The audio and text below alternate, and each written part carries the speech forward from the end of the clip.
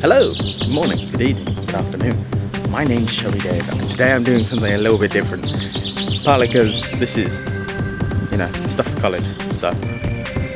But today I'm going to be doing a small documentary on one of my favourite hobbies called airsoft.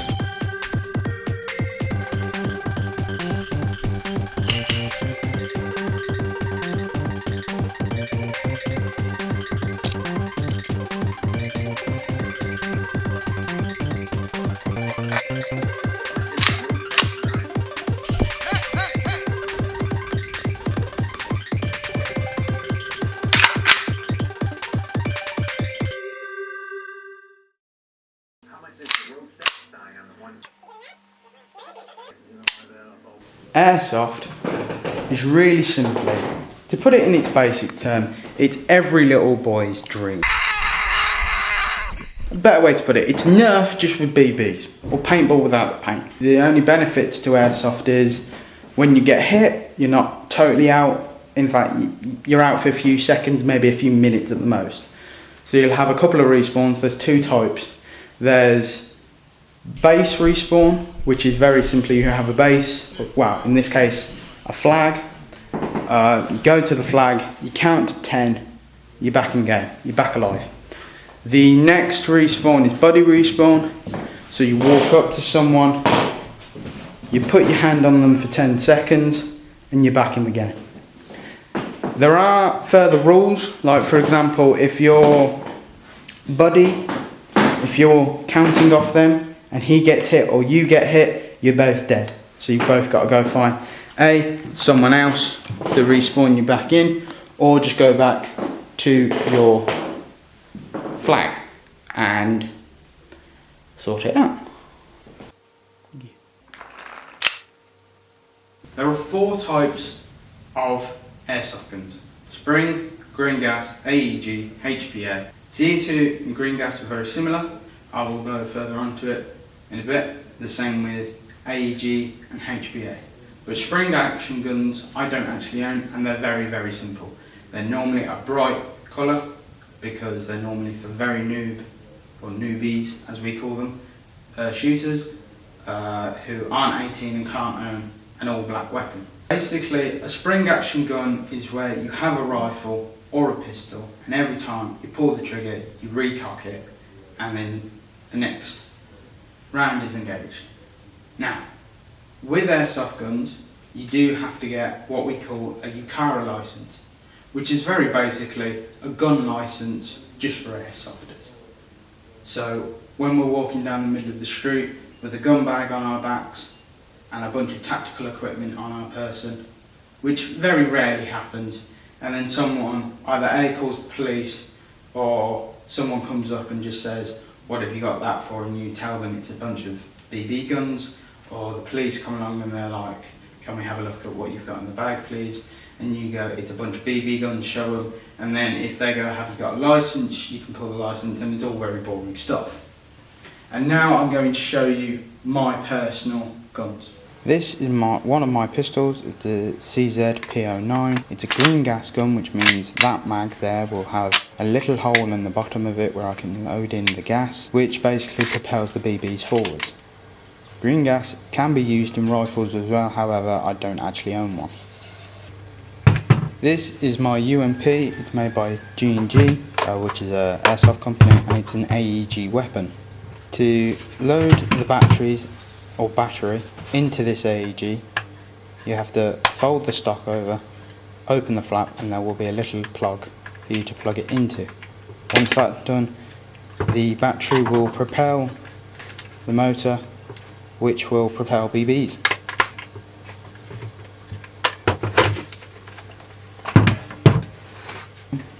This is my HPA bottle. So this is where all the air is stored for my HPA gun. With this bottle, you'll also get one of these, which is a HPA line, and it very simply screws onto the top there. And then you screw on the pin, which allows airflow through the line.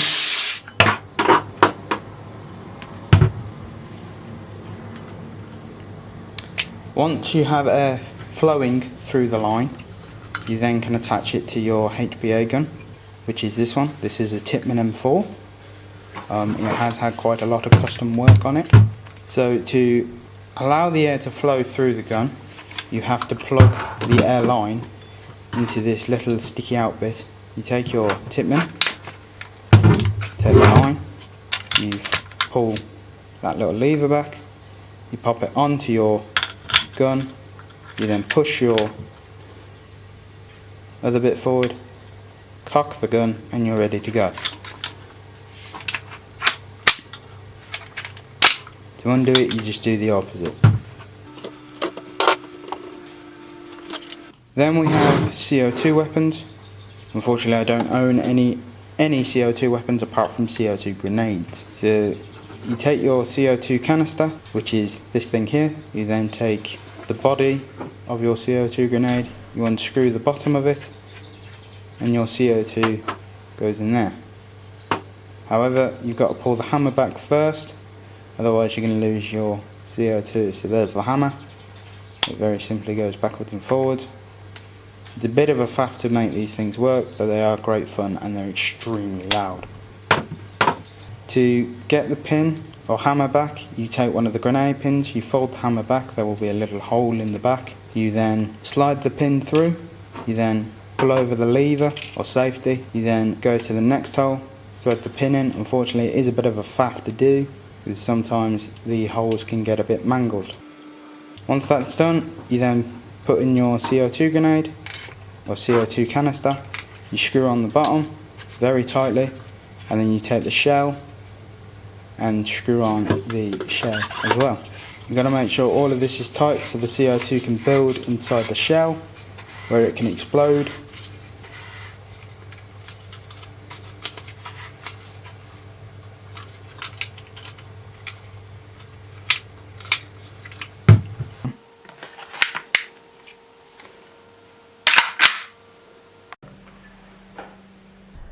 The biggest problem with airsoft must be said,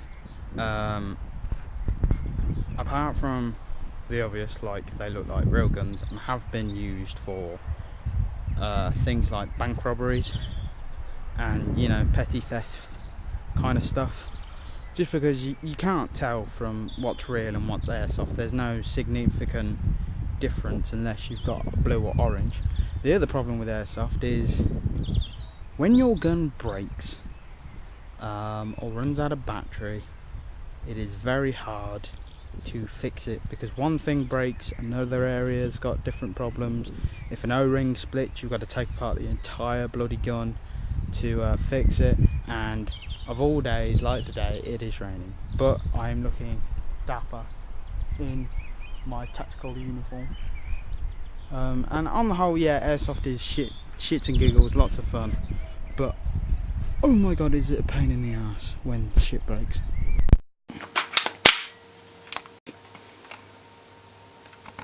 While I was at a shoot, I decided to interview one of my closest friends called Peter Unit. He's a great airsoft player. I've known him for 7 years. He's a great player. He's a bit of an ass, but great player, good friend, lots of fun and laughs. I did a small interview on what he thought about airsoft. I'm Peter, the strange person. Right, let's get some lovely questions, shall we? Yes, shall we? He may have just knocked his grenade off. That's not my fault. I'd never do anything like that. Nothing. So Pete, how long you been doing airsoft? 7 years. Out of all the guns you've owned, would you have HPA, AEG or green gas? I'd have HPA because it's a hell of a lot more fun and it gives me an excuse to spend more time working on airsoft guns than doing actual work. What don't you like about airsoft? The sheer number of people who think they're the Terminator. Can't say I'm wrong, can you? Nope. If you could change any kind of weapon in your arsenal, what would it be? Like, if you had to get rid of one and put a new one in, what would it be? Okay. Well, we've got 3 AUGs, so I would smash it over my knee and throw it over the fence. And then I'd get a lovely gas blowback AK-74, preferably an AK-109, but they're pretty hard to get. And I'd HPA it, and then scare the shit. Fair enough. Beautiful face there, David. I know, right? If you could change one thing about airsoft, what would it be? Like a rule, or the people, or the way it's played, or what? What would you change? I'd have... Can I do two things? Yes. Okay. First of all, I'd have some more interesting scenarios, because capture the flag gets a bit dull. Yeah. Like, a progressive scenario would be a bit more fun. There's another thing... Oh yes, rules. I'd get rid entirely of the bang bang rule, because it's stupid. Oh, where you run up to someone and you just go bang bang. Yes. Yeah. Like, have you seen snipers shouting bang bang from Yes. 70 metres? Like, that is stupid. To be fair, half the time I don't even accept those. Yeah. Partly because I don't hear them, because people just go bang bang bang bang bang, and then they get really arsey when you don't take it. So Like, yeah, I'd rather they shot me. yeah, me too. To be honest, I'd rather I get shot. Yeah. Hello, camera. Hey. After that video, I then went on to interview my father on his thoughts about airsoft, because I thought it would be interesting to see what my father thought of airsoft, considering we've both been doing it for the same number of years. We've both got very similar setups. Come on then. So, hi Dad. Hi, David. You alright? Yeah, I'm fine. So I want to ask you, How long have you been doing airsoft? Oh, good question. I don't know. When did we get the first set? well, Christmas. the first time we went, I think was Your 11th yes. over at Earlswood. Mhm. hmm So that's And then we first bought 7 years. yeah, and then we first bought the first set of guns. What? 5 years ago. Yeah, I'd say that about Yeah. 4 years ago. Yeah. What was your first gun again? It was the M14 EBR. That was a heavy gun, wasn't it? Like Yes. 14 kilograms. Too heavy to run around with all day. I don't know how the real guys do it, but yeah, that's a heavy gun. What is it about airsoft that you like so much? I like the range of people that go. Mm. Anything from 11 to 70-year-olds, all sorts of walks of life. And I like how it starts off a bit disorganised with the first few games, and as the teams start working together, as you work through the day, you become more and more team oriented and working together to get the objectives. Being outdoors, getting some sunshine, shooting other people. It's great without getting into trouble. So what weapons do you run with these days? I have a Tipman M4, Mhm. which is running on compressed air. So I've got a tank in a pack on the back. HPA. And I've customised it with a different front rail, silencer, and a scope and Mhm. a front grip. And then I have a Tokyo Marui 4.3 high capper, which has got a gun skin on in ATEX FG. And that is HPA'd, running off a little bottle with a little regulator to bring the pressure down. Out of the two types of airsoft sites, CQB or open field, I know we haven't done a lot of CQB, but which do you prefer? If the Honolly site that we used to go to, which was a mixture of open and CQB, was still around, Yeah. that'd be my preferred site. That was Yeah. awesome. Going into buildings, really CQB, going Yeah. into blacked out rooms and then into forest and woodland. That was awesome. Great fun. Yeah. So yeah, that would be my preferred. The outdoor site we use at the moment is trying to replicate some of that with the buildings they're putting up. So hopefully that'll improve. But I like outdoors as well. It's a different game style, different tactics, and I like sneaking around and surprising people. Out of the two kind of, like, if you had to choose between HPA or AEG, what would you choose? Like if you were gonna start all over again, just get rid of everything you got, and you were gonna go for something new, either a new style of gun or a new whatever. Yeah. What would it be? Would it be a HPA or? Yeah. If I knew what I knew now, I'd probably go Tipman again. I thought about Polar Stars and stuff like that, but there's no recoil. They're pretty much silent. I like the clack clack. I like the fact that they don't shoot fast. You know, they don't bang out hundreds of rounds a second. It's more realistic. If you're sniping and you fire your gun, you give away your position, and that's what it is in reality. I don't want to be sneaking around with something that's completely silent. Yeah, that's one thing that I do like about the Tipmans, is because they're so loud. It is a very kind of shoot and move type way of sneaking. You can't just sit there and just, because that's what I don't like about a lot of AEGs and sniper rifles and stuff, especially the string, because it's so quiet that you just have to guess where the BBs came from. As with the Tipmans, it actually makes it harder for the shooter, because it's very easy for the hunter to become hunted in that. Yeah, you got to pick your position very carefully and have a narrow field of fire and keep absolutely still, and then you can get away with it. They can't pinpoint where the noise is coming from. So that's why I've got the beanie hat and the camo and stuff like that. I've got a chance of staying hidden. If you were going to buy another airsoft gun, what would it be? Would it be like a support weapon or another rifle or what? If it wasn't for the weight, I'd quite like a heavy. But they are heavy. So maybe another Tipman, but set up for CQB. So with a real short, stubby 4-inch rail and barrel, lip silencer, short stock.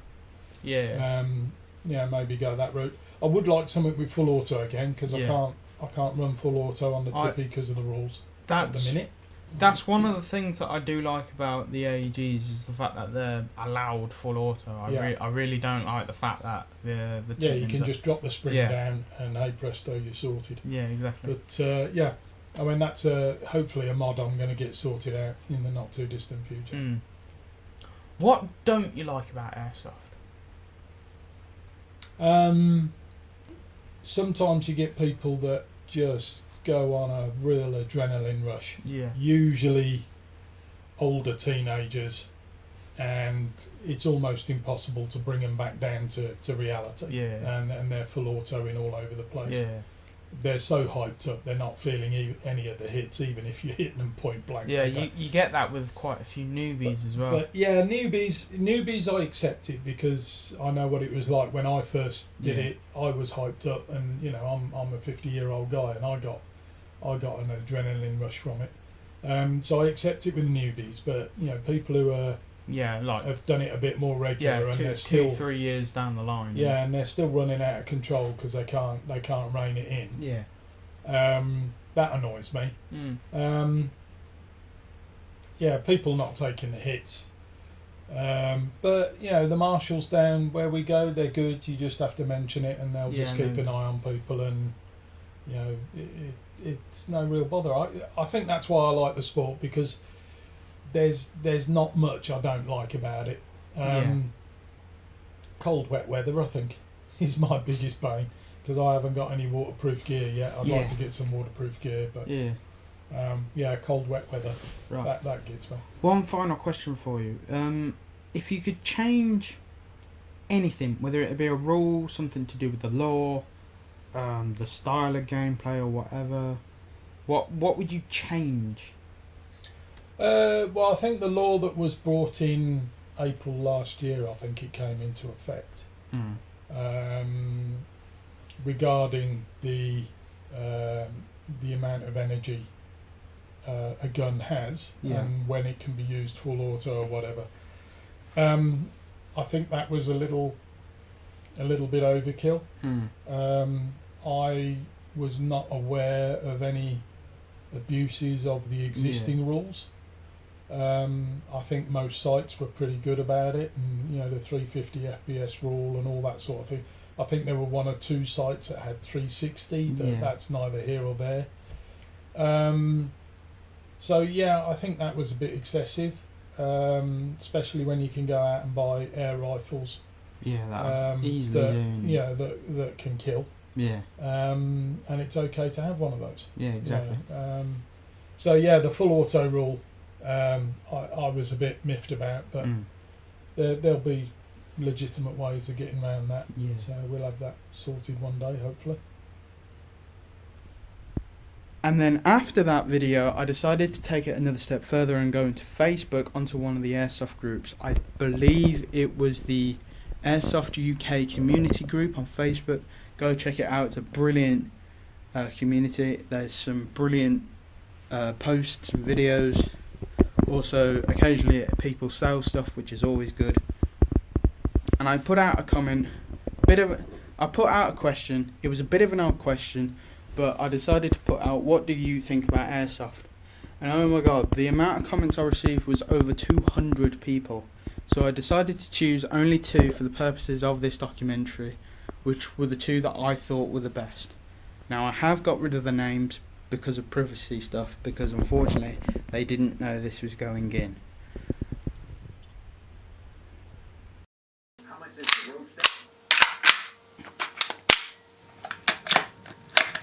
The thing about airsoft for me, and my condition of having autism, is I find it very hard to socialise with people. I find it very hard to just go up to a random person and just say, hi, how you doing? You know, the normal social stuff, the stuff that people should normally just do like that. I really struggle to do it. In airsoft, I don't get a choice. In airsoft, I have to communicate with people in and off match, because, you know, in match it's very kind of, you know, it's a life or death situation, even though you're not going to die, but people take it very, very seriously, which is good, because I do as well, because I hate going back to respawns or going to have to find a buddy, because I feel like I've let the team down. But once you're off field, you go up to the enemy, you know, you punch them on the shoulder, you lucky, I'll get you next time, blah-de-da. And, you know, it's just, the banter throughout the day is brilliant. And that's another thing I'm not good with. I'm not good with picking up other people's banter. I find it very difficult to figure out what is a joke and what is an insult. So some people are trying to insult me and I'll be laughing because I'm thinking it's a joke. And other days people will be trying to have a joke with me and I take it as an insult. And it's very, very awkward. And it's very exhausting for me. So for me, airsoft is just, it's almost like therapy for me. No, in fact, it is therapy for me.